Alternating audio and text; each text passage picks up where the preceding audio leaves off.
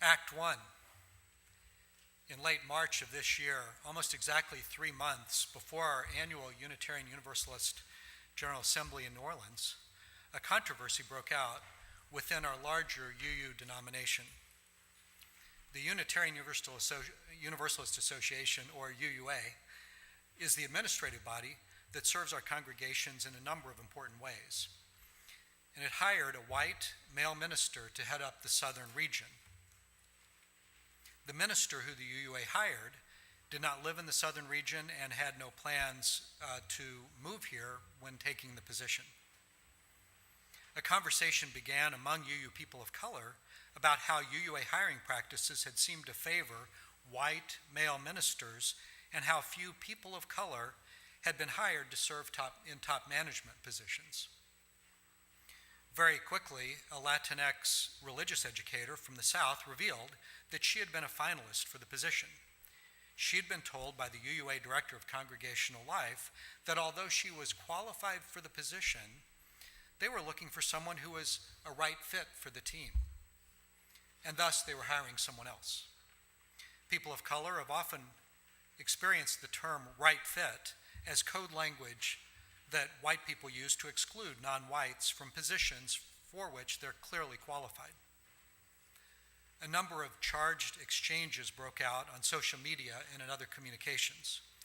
The UUA president at the time, the Reverend Peter Morales, wrote a statement regarding the controversy, hoping to calm the situation, but instead a number of UU people of color found his comments and wording hurtful. The controversy became more inflamed. A few days later, the Reverend Morales resigned from serving as president of the UUA, citing his hope that doing so would help healing to occur. By early April, the chief operating officer of the UUA and the director of congregational life had also resigned. The minister who had been offered the position in the southern region announced that he was not going to take the position. The executive director of the UU Ministers Association wrote a letter to the UUA board in response to all this.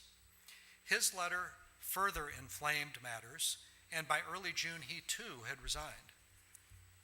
And in May, our well-beloved UUA moderator, Jim Key, and the moderator is the person who presides at Board of Trustee meetings and presides over the General Assembly, he had to resign as well, in this case due to health issues and recurrence of a previous cancer. On June 2nd, Jim died. So as our denomination approached our annual General Assembly in June, we found ourselves with no president, several other high-level resignations, no moderator, deep internal divisions, grief, hurt feelings, and a raging internal controversy.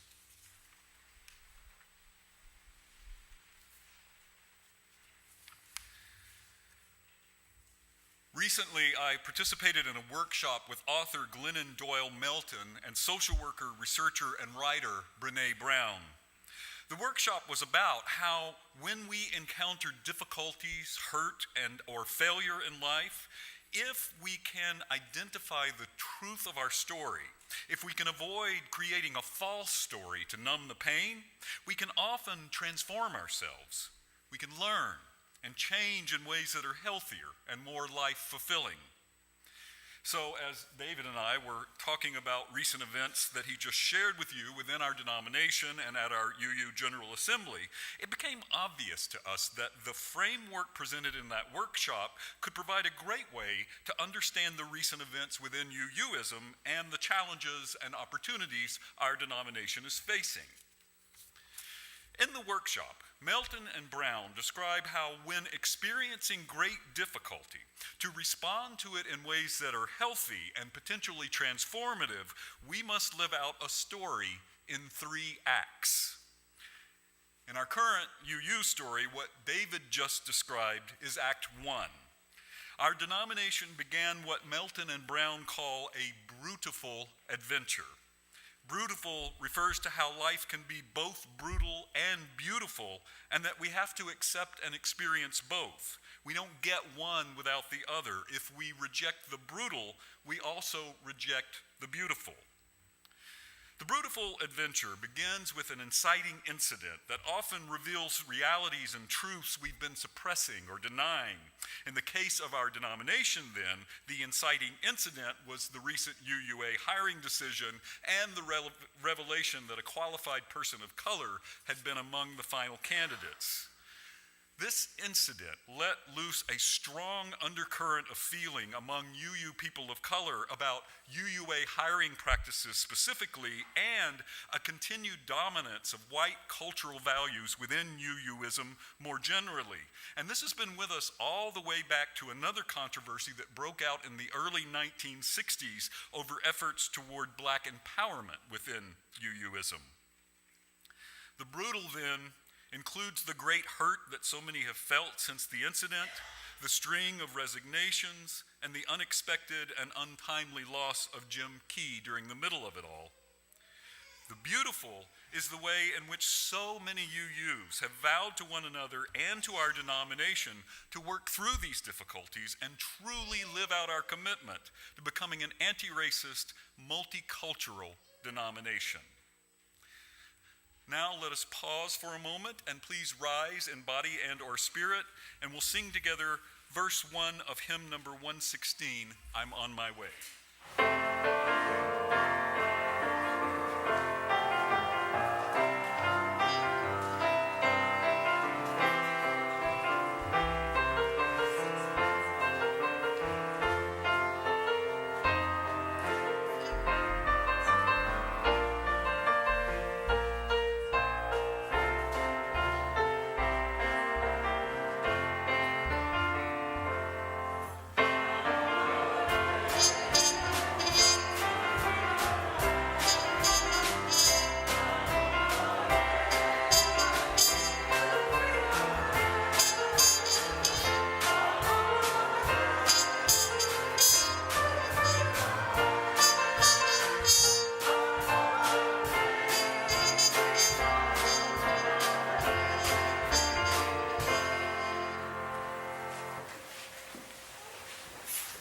Act 2.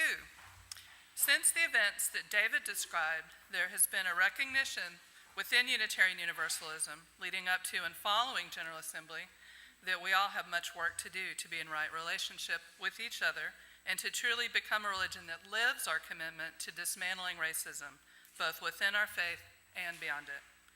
We have come to realize that we are not all in agreement yet, and that we will have to live in that tension, even while remaining in covenant with one another. For example, we have begun a conversation about a culture of white supremacy within Unitarian Universalism, wherein we do things in ways that adhere to white, Western European cultural norms, often to the exclusion of other cultural practices. Yet, some UUs object to the use of the term supremacy, given how it is so often used in the media these days in relation to white nationalists and neo-Nazi hate groups. Other UUs, though, feel very strongly that the use of the culture of white supremacy terminology is necessary in order to understand the great challenge that lies before us as a denomination. For these UUs, the term captures that the dominance of white cultural norms is the water in which we currently swim and thus can be very difficult to see. Other UUs fear that the great, almost singular concentration upon our internal UU struggles with race leading up to and at GA may distract us from other vital matters, such as climate change, class inequality, LGBTQ rights, women's rights, and the like. Yet others also worry that this internal focus could prevent us from being present and vocal in public life at a time when our religious values need representation like never before. Similarly, the UUA board had approved raising $5.3 million over time to fund Black Lives of Unitarian Universalism. Many saw this as a positive step. Others worried that it might drain resources from other important needs. During the early and most emotional times of the inciting controversy that Chris alluded to, relationships between people became strained and broken, and they will need time to heal and much mutual work for healing to be possible. So our denomination is acknowledging that we must commit to doing the work together across our differences, healing and learning from all that has happened. We have committed to living out our multiculturalism both within UUism and out in our world. We know this will take time and that we must stay engaged even while it's difficult.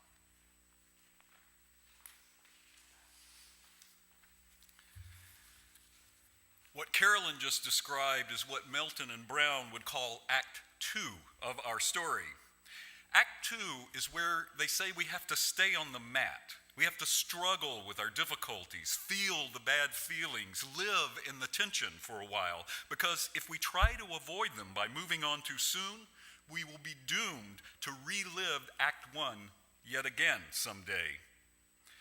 Now, Melton and Brown also say we have to identify what the rules of our current world are that may be holding us back. We have to identify such unhelpful rules in order to move past Act 1 and begin to work through Act 2. For UUism, then, some of these rules include the dominance of white cultural norms within our denomination. Some examples include perfectionism, either-or thinking, and avoidance of open conflict. So Unitarian Universalism is currently in Act 2 with the story that we're sharing with you all today, at least for the most part. We're identifying that which has been holding us back and trying our best to stay on the mat, as Melton and Doyle put it. Now, at times we haven't been entirely successful at staying on the mat, and that's not surprising or out of the ordinary. It's difficult. Sometimes we have to recommit. For example, we've had, as you heard about, leaders who resigned and didn't stay in relationship with us. We're hopeful that they'll come back into relationship at some point, perhaps in a different way than they were before. Yet we also have a great number of us who have committed to staying on the mat, to doing the challenging yet potentially transformative work that lies ahead. At GA, the leaders that moderated our sessions clearly worked hard to set a tone that was respectful and healing, while at the same time recognized the difficulties with which we have to grapple. They modeled acknowledging our mistakes when we make them and working with one another across our areas of disagreement. In addition to that, a multitude of opportunities to learn about dismantling racism and creating multicultural ways of being were also offered at GA. So at GA and since then, our denomination has been doing its best to stay in the struggle against racism, both internally and externally. The way forward will be uncomfortable and difficult sometimes. That's where we are for now. Staying in the struggle, even though it's hard at times, because it is the struggle that makes transformation possible. Now please rise in body or spirit, and we'll sing together verse 4 of hymn number 116, I'm on my way.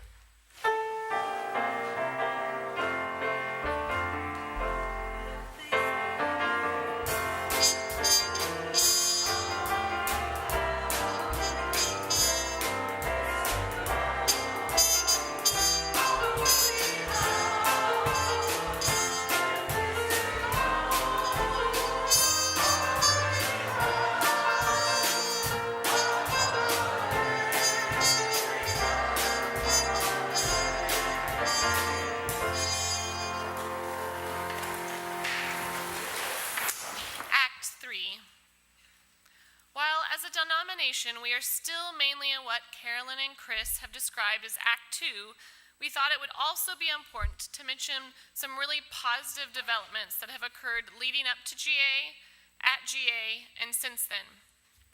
After Peter Morales resigned, the UUA appointed 3 co-presidents to serve until the election of our new president could be held at GA.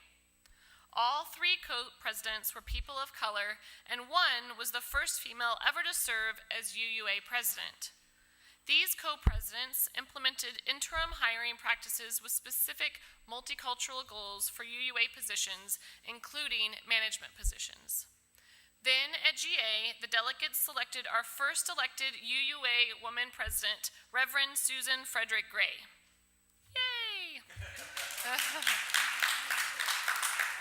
Reverend Frederick Gray has pledged to work with a board-appointed commission to put into place permanent multicultural hiring practices and has already appointed people of color to top positions within her new administration.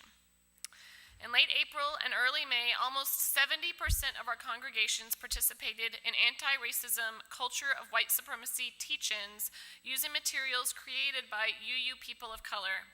These congregations dedicated a worship service to the teach-in, and many have offered educational classes following it. In the 2 days before GA, hundreds of UUs, including myself, participated in intensive Undoing Racism workshops, and as Chris mentioned, there were a number of great workshops on the subject also provided during GA. We also held a beautiful memorial service for Jim Key at GA, which allowed our folks some closure around his loss. Kaya performed Meg's song, All Will Be Well, at the memorial service.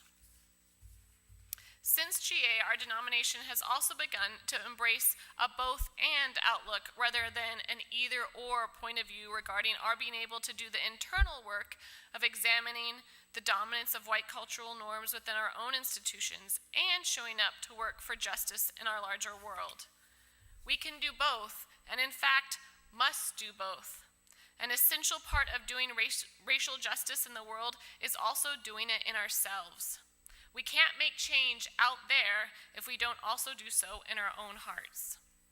Additionally, we can work for racial justice while also still working for justice against other forms of oppression and harm to our environment. For instance, large numbers of UUs were among the interdenominational faith leaders who showed up in Charlottesville to stage a peaceful interfaith counter-protest to the neo-Nazi white nationalist supremacist group who were there. Here at our church, we have decided to wait until Meg could be back with us to do something similar to the teach-ins I mentioned earlier. In the meantime, though, our church already has a lot going on with anti-racism and multicultural efforts. We have done education on white supremacy culture with our Austin area UU White Allies for Racial Equity group and our board of trustees. We have an active people of color group and allies group. We have begun offering a racism unlearning circle and have offered several film screenings and other learning opportunities regarding anti-racism. Finally, a group of folks is working to identify a broader educational curricula that we can offer in 2018 that would accommodate a large number of our church members being able to attend it over time. So much is happening and moving forward.